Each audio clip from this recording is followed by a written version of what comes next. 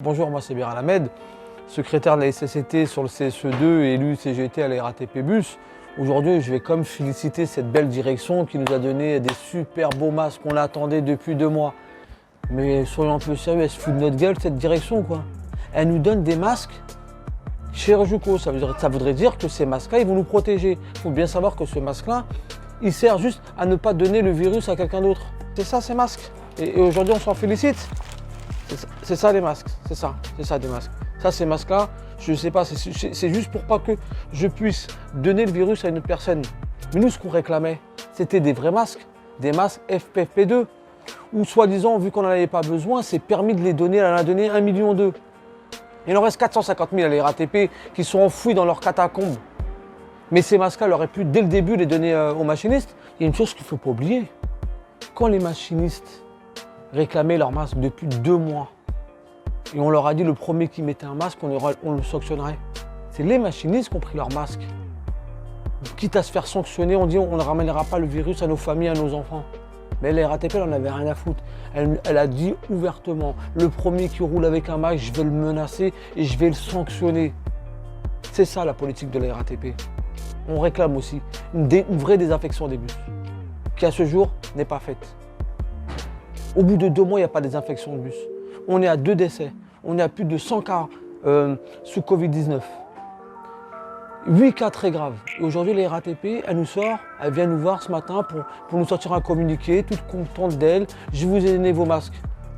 Aujourd'hui, on demande des bus désinfectés à chaque prise de service. Parce que si la RATP, elle est bien confinée chez elle, bien confinée, nous les machinistes, ils roulent.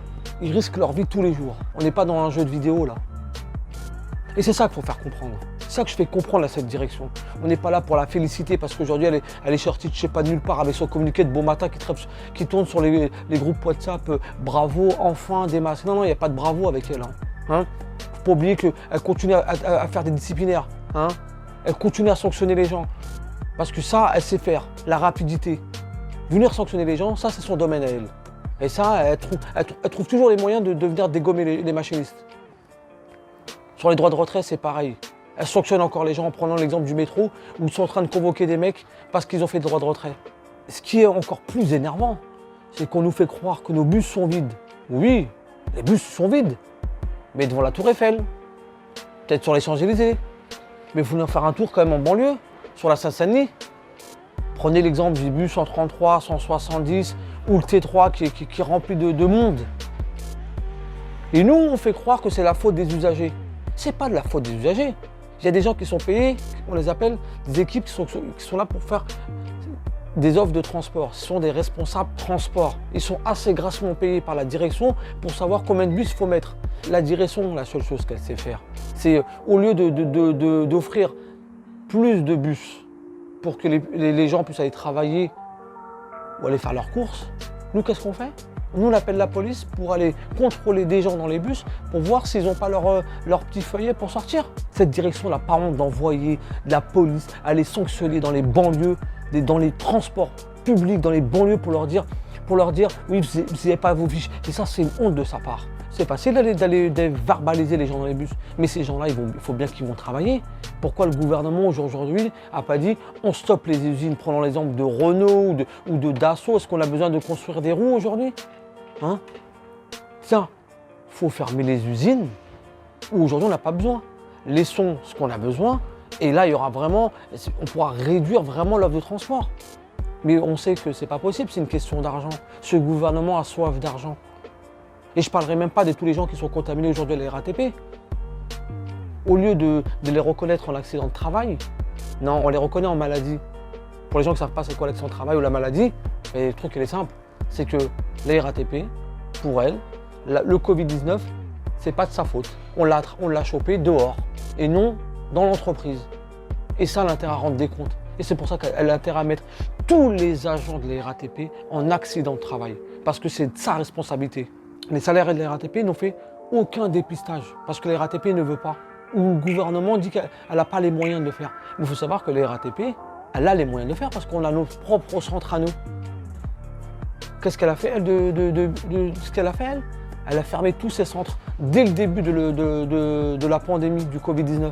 Elle a tout fermé. Mais si elle avait un peu de respect pour ses salariés, elle aurait pu envoyer ses salariés dans leur centre pour pouvoir faire des dépistages. Quand on voit qu'on a un collègue ou un camarade qui a été infecté par le Covid-19, ça peut arriver, tout le monde l'attrape. Mais ce qui est le plus taré ou le plus dingue dans cette entreprise, c'est quand ce machiniste dit qu'il est en contact avec telle personne ou tel machiniste ou tel collègue, mais elle ne fait pas son enquête. Les personnes continuent à venir travailler. On lui dit que tant que tu n'as pas de symptômes, il faut continuer à venir travailler. Et quand on voit sur ses affichettes, elle n'est même pas en capacité de dire que les agents ont attrapé le Covid-19 parce qu'elle veut se dédouaner, que la RATP n'est coupable de rien. Et moi je dis, c'est la RATP qui est coupable. La RATP, si on a chopé le Covid-19, c'est au travail. Parce que depuis le début, on les a alertés.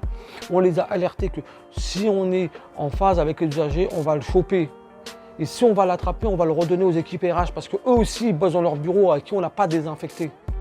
En temps de guerre, nous, on ne sera pas les tireurs sénégalais. Et ça, il faut qu'elle le comprenne. On n'ira pas au charbon. On ne va pas crever. Et si elle veut qu'on crève, c'est hors de question. On a des masques, on exige des masques, on exige que cette direction, elle renvoie sa copie sur tous les arrêts de maladie là. Et je vais quand même lancer un appel à tous les collègues, machinistes, usagers. Chaque situation que vous allez croiser dans votre bus, un bus qui n'est pas désinfecté, un bus qui est surchargé, envoyez-nous vos photos, vos vidéos. Il y a un numéro de téléphone qui est fait pour ça, c'est le 06 20 31 91 57. Envoyez-nous toute situation que vous pouvez rencontrer dans vos transports, que ce soit RER, dans les trains, dans les bureaux, au métro, à bus, MRB. Si vous trouvez la quelconque dangerosité qui n'est pas respectée, envoyez nos vidéos, on saura quoi en faire. Parce qu'elle, cette direction, elle joue quoi cette direction? Elle pense réellement qu'elle est coupable de rien. Et bientôt, peut-être qu'on va entendre que si on a le Covid-19, bah, c'est de notre faute. Non, non, non. Faut pas oublier, hein. C'est pas la faute du machiniste, c'est la faute de la direction qui a pris aucune de ses responsabilités depuis 2 mois, que je l'ai alerté en tant que secrétaire de la CCT. Je l'ai alerté comme la médecine du travail l'a alerté. Le port du masque, c'est tout de suite. L'arrêt des tickets, c'est tout de suite. La montée à l'arrière, c'est tout de suite. Qu'est-ce qu'elle a fait, elle? Elle a laissé courir. La lenteur de cette direction, elle a l'image même de la RATP. Et quand on veut combattre un virus qui est aussi rapide, on n'a pas le temps de réfléchir, on n'a pas d'être lent, on n'a pas le temps d'attendre Madame Pécresse pour qu'elle nous dise on a droit au masque. Je vais comme penser à un alerte enlèvement, on recherche aussi notre PDG, peut-être qu'on ne sait pas elle est où, mais les gars, à 450 000 euros, elle touche 450 000 balles quand même. Elle vient de s'augmenter de 50 000 balles et on ne l'a plus vue. Mais madame la PDG, je vous lance un message, au moins faites-nous un petit coucou, un petit signe, faites un petit message pour tous vos salariés où le matin ils viennent tous travailler. Au moins un petit message pour leur dire que je vous félicite de venir bosser tous les matins et pour que grâce à vous j'ai un salaire de 450 000 euros. Voilà, c'est la seule chose, c'est pas compliqué, à 450 000 euros, je pourrais moi aussi féliciter toute la planète. Mais vous n'êtes même pas capable de nous répondre. Un petit message, envoyez-nous un mail, je sais pas.